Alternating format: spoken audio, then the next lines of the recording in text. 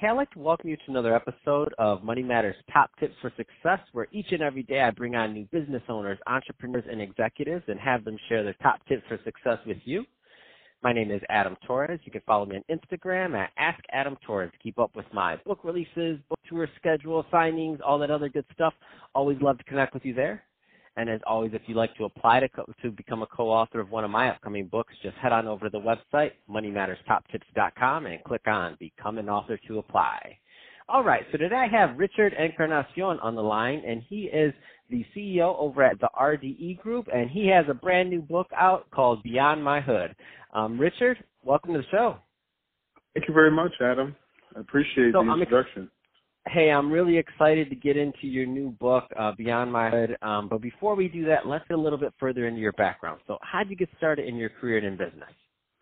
So the way I got started was, some time ago, I was in the military. I was, if you could believe it, I was actually a U.S. Marine. And, when I was in the military, I was just, like a soldier and stuff like that. And I got to work with a lot of top people in the military, like a few generals that you might have heard of. When I was transitioning out of the military, I was actually stationed in San Diego, Miramar, and in Camp Pendleton. I was thinking of, what I would do when I got out of the military. I was a little bit fortunate, that I was able to get into finance kind of early. I got out of the military roughly in like 2010. And I was able to start with a company that was part of Citibank at the time. Started as a financial analyst. The lady who recruited me, believe it or not, she was the first African-American female that owned the seat on the New York Stock Exchange. So I was really excited to work with her. And I was excited, for all the information I was learning there. On top of this, the gentleman that she introduced me, who was the owner of the company at the time, and he still is actually the owner of the company, Mr. Glenn Plate, is actually one of the richest guys in San Diego, and I was extremely beyond happy that I was able to get mentored by him for 3 years. And I was, willing to do whatever it took, to keep that guy happy so I could learn as much information as possible. And I eventually, moved up over the years in that organization and became district manager of that company.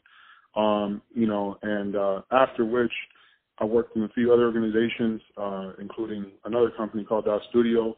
I was also fortunate to work with the Emmys. In 2015, I did media management for the Emmys.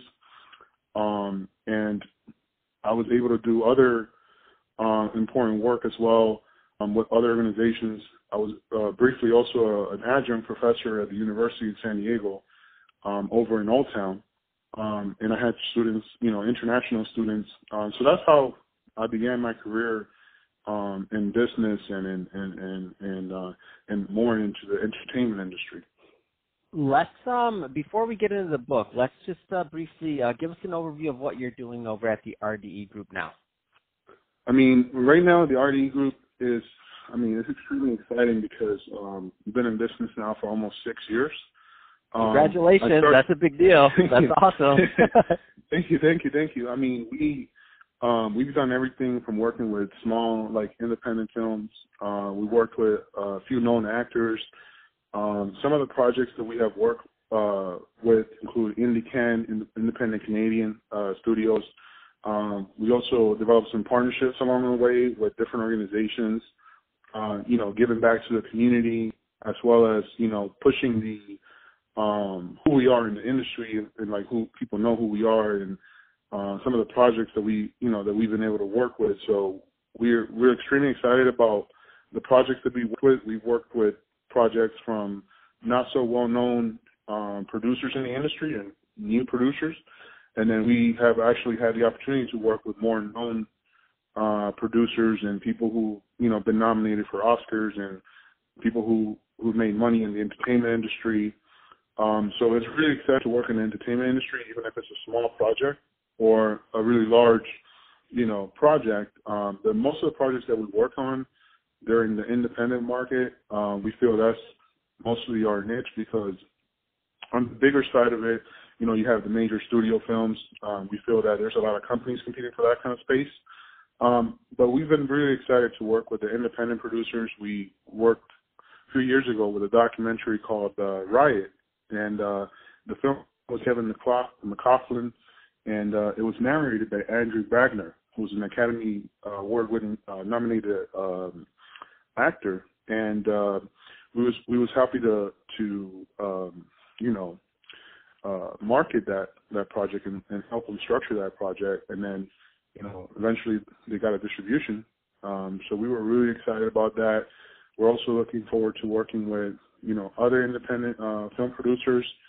We're looking to shift from the California market to more in the eastern part of the U.S. now, because we feel that the western part of the U.S. A lot of the major studios are really just took over that market. So we're really excited just to work on the independent side, and then Tyler Perry, he started a studio also in Atlanta now. So there's a lot of opportunities now in the entertainment industry, and we want to help as much as possible. Man, that's exciting stuff you're working on. That's really exciting. Let's get into the book. Let's jump right in. So Beyond My Hood, what was the inspiration for this? I mean, Beyond My Hood, it's taken me a long time to get the idea for this book. The inspiration for it is just my own personal story and the struggle of coming up and growing up in an urban environment, right? What I mean by this is, obviously the title itself, Beyond My Hood, grew up in urban community in the hood, in apartment projects in the Tri-County area in the East Coast, New Jersey, specifically North New Jersey, back in the early 90s. The reason for this is because, I'm a kid of an immigrant family that had recently come to the United States, and, usually the lowest costing apartments are, like in those kind of rougher urban areas. And I noticed when I was coming up in that kind of environment, that kind of situation, that there was the same kind of people, and they had kind of like the same kind of mindset. And it was hard because, when you're a kid, you don't really know if you're rich or poor. After like you turn like a teenager, a little bit more. Okay, yeah, I'm not rich. Okay, I live in this area. When you're a kid, you don't really know. Like you're just alive. You just just living your life. You do kind of what your parents tell you. But like as you grow older, you start to realize, okay, maybe I don't live in the best area. You know what I mean? People that I'm around are this is not how everybody is like this. And the book kind of goes into detail about like, listen, you grew up in this environment, and it's not like a autobiography by any means. The book is more about like the mental health and the mental approach if you're living in those circumstances, or even if you're not in those circumstances, but you happen to have a set of problems which you don't know how to deal with. And from reading a lot of successful folks over the years, like Jim Rohn and those kind of folks, I have learned that really what kind of like separates the people who are extremely successful, because a lot of people tell me, well, some people are just kind of born rich and stuff like that. Actually, that's not true. When I did the research, 90% of people who actually are first generation wealthy. What that means is that they actually made themselves wealthy. Their parents were not rich. So it basically is a mindset thing, So writing this book is really about the mindset. It's like, okay, maybe if you're around certain kinds of people, that kind of influences you. Maybe if you do certain things, maybe that will influence you. But then also just like, not just personal responsibility, but also just like being aware of the situations that you're in, and then, taking control and like, what can you do if you're in this situation? You know what I mean? That's awesome. And so when does this come out, or is it already out? Let me give us a little bit more on that. Yeah, I mean the book it should be out within the next several months. I'm pushing for an April release. The book is finished. It's complete. We're doing some tweaks on that. I'm going to be talking to the editor fairly soon. But I feel, I've written several books. I don't know if you know that, but I feel like this is probably the most important book I've written. And it's not just because I'm saying this because, I'm obviously the writer, But I wish I had this book when I was like 15, living in the hood, had, all these problems, or even if I didn't live in the hood, but maybe I'm a blue collar worker and I just don't know how to, go beyond my circumstances, or even if I'm a college student, like how to go and deal with the problems that I'm facing. You know what I mean? And so I feel this book is not just like another book that I'm putting out there and trying to. I feel like this book is going to have an impact on people. And, like I said, I wish I didn't write this book. I wish somebody else had written this book and I had read it when I was a kid, because I would have been able to bypass a lot of the problems and situations and stuff like that I had to deal with in order to be where I'm trying to be at and where I'm at today. So I feel like this is really an important book. Once it's completed, I would love for every high school in America, even if, you come from a wealthy family, for people to read this book, even colleges and maybe even nonprofits or people with mental health and people in jail, because I think it's that kind of an important book that it should have, the attention that for those kinds of people and for a lot of other people as well to read and take advantage of it, of the information in there. Man, that's exciting. And Richard, when that comes back out, man, you're gonna have to shoot me an email. We'll definitely have you back on the show, and we'll talk more about the book. No, I love it. Let's get you. Let's sell you some books. That's what I like to say. I like to help promote and other authors and help them get their message out. And you're very passionate about your message. I can hear that. You're doing a lot of great work. So appreciate that.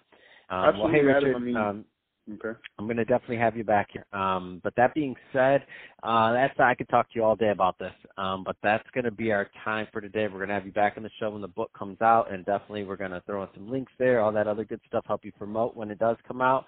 But then thanks again for coming on the show and sharing more about your background, what you're doing over at the RDE Group. And if somebody does want to learn more about the RDE Group, what's the best route for them to do that? They could just go on the website, www.therdegroup.com, or they could hit me up on LinkedIn, just my name, Richard Encarnacion. I doubt there's somebody else with my last name on LinkedIn. And also, Adam, I just want to say, as a gift for putting me on the show, I want to give you a free copy of my book once it's edited and it's published. Awesome. So, you'll get a free copy of it. And thank you very much again for bringing me on your show. I really appreciate it. And if anything I can do for you, just, let me know. Really appreciate that. Well, thank you again for coming on. And to the audience, as always, thank you for tuning in. I hope you got a lot of value out of this. If you did, don't forget to subscribe to the podcast, leave me a review on the Apple iTunes Store, do all those great things we do to support our podcasters. I really do appreciate it. And Richard, thanks again for coming on. All right. Thank you, sir.